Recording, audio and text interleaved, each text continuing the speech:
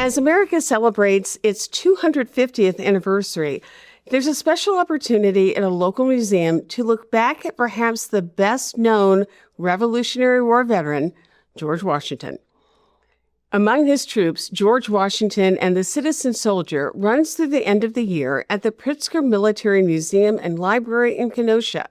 The special traveling exhibit is from the Museum of the American Revolution, and it offers a close-up look of Washington as a leader, general in the Continental Army, and a citizen soldier. James Taub is the associate curator of the Museum of the American Revolution, and he is here to tell us about this special exhibit. Thank you so much for being with us. Happy to be here. Why did the museum decide that now was a time to put together this traveling exhibit about George Washington? I think a lot of people are very, very excited about the 250th birthday of America, right? And looking back at the 250 years of the United States is very, very worthwhile. There's so much interesting history, but we're here, especially at our museum, the Museum of the American Revolution, to commemorate the 250th anniversary of the start of the American Revolution, and bringing that timeline back and being able to share that story across the country is really important. I'll be able to say personally, I'm a native Midwesterner, now live on the East Coast. And something that I always really struggled with growing up was finding that revolutionary connection growing up in the Great Lakes. But it's all around us. And sometimes stories like Washington, even though he may not have stepped foot on the shores of Lake Michigan in his life, it's a story worth telling, and it's a story worth sharing throughout the country. So we're very excited that this story of a general who gives up power to return that power to the people is one that we can tell for the first time outside of our museum in Kenosha, Wisconsin at the Pritzker. How was the Pritzker selected as the first place that this traveling exhibit would be displayed? The Pritzker's, a fantastic institution that I've had the privilege of working with alongside in many different iterations. And their ideal of the citizen soldier story, this idea of someone who has power and then returns power to the people, whether that be as an enlisted soldier, as a general of an army, is key to their mission. So the story of Washington that we tell every day here at the museum aligned perfectly with their mission as well. The museum exhibit really talks about Washington as a citizen soldier. Why is it important for people to see him as a citizen soldier, perhaps instead of this very powerful general who went on to become president? So Washington at the time was trying to do something very difficult, which is embody the ideals that the revolution is laying down of a republic, of a democracy being formed out of colonial states.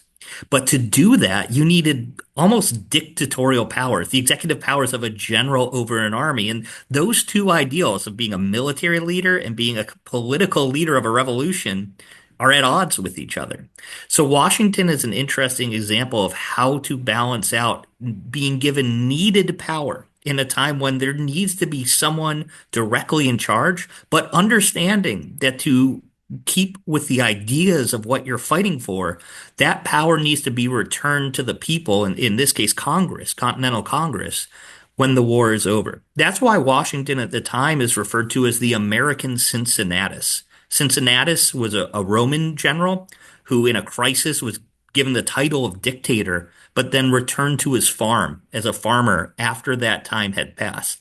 So that's why we have cities like Cincinnati named after Washington for his service during the war. So telling that story of military service, the power that military service at any point can have throughout history, not just American history, but the American tradition of understanding that the military, while it might be a career for a few decades, passes on to another generation, and the power of the military always rests within the people. One of the things the exhibit does is really focus on some of the things that were in Washington's war tent. What are some of the items that people will see? Washington's war tent, which we have here at the Museum of the American Revolution, the nerve center of the Continental Army, and one of the only places where Washington can be by himself during the war. With it is supporting equipment. So this is equipment that Washington would have seen, would have touched, some of the tent poles, some of the tent stakes, some of the hooks, things that Washington's lifeguard would have set up from camp to camp as he was moving. He was unique at this time, and both American soldiers as well as their French allies comment on how interesting it is to see a general encamped with his men in a tent. Now, it's a much nicer tent than the average soldier would have had.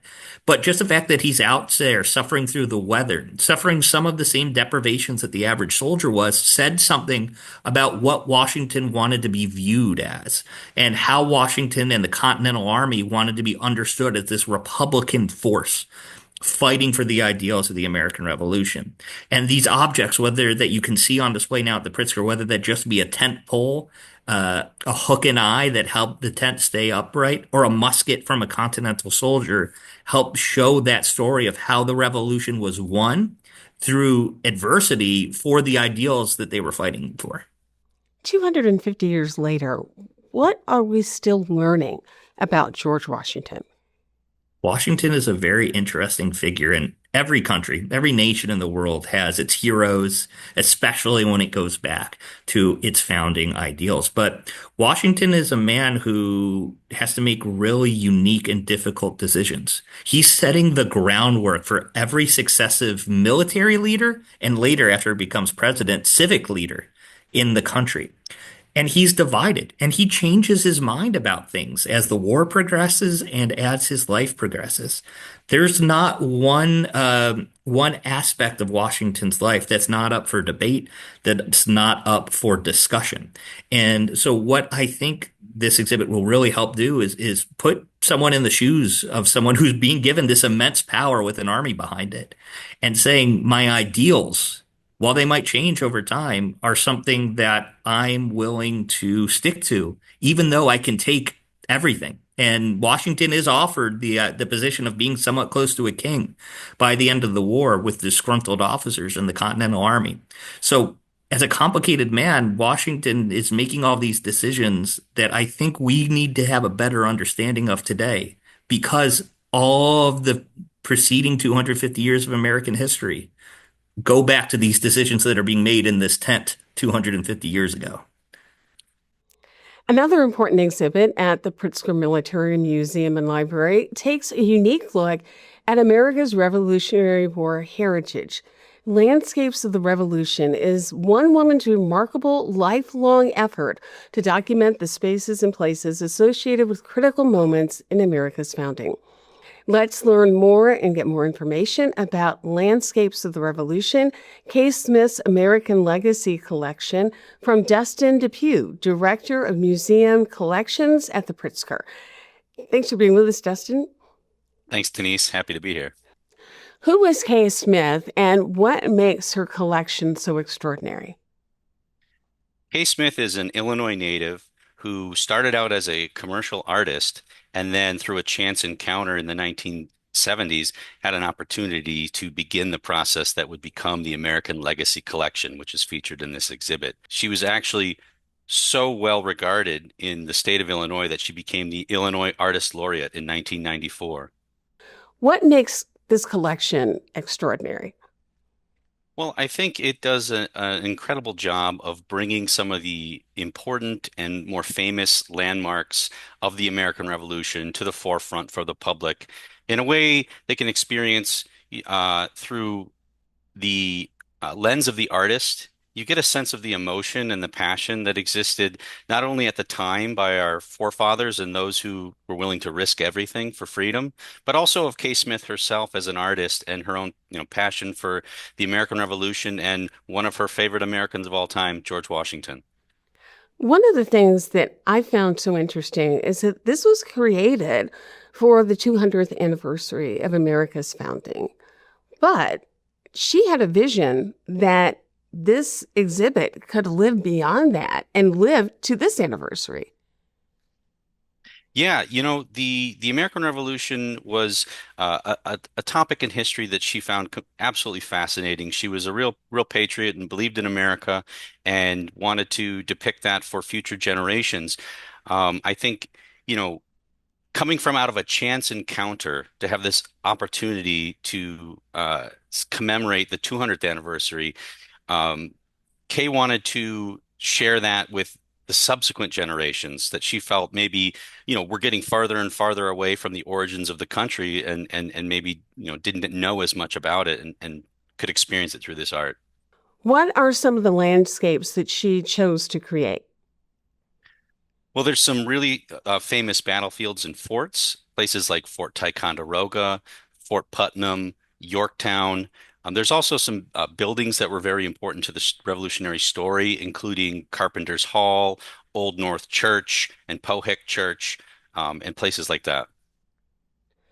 And these two collections in total, they really take us back and let us step back into this critical period in the founding of America.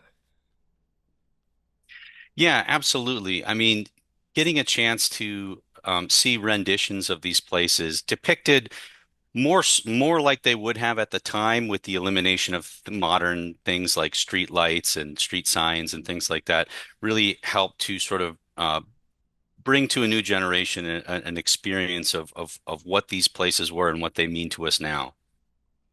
James Taub from the Museum of the American Revolution in Philadelphia, and Dustin DePue from the Pritzker Military Museum and Library in Kenosha. Thank you both for being with us. For more information on how you can see both exhibits, visit the Pritzker's website.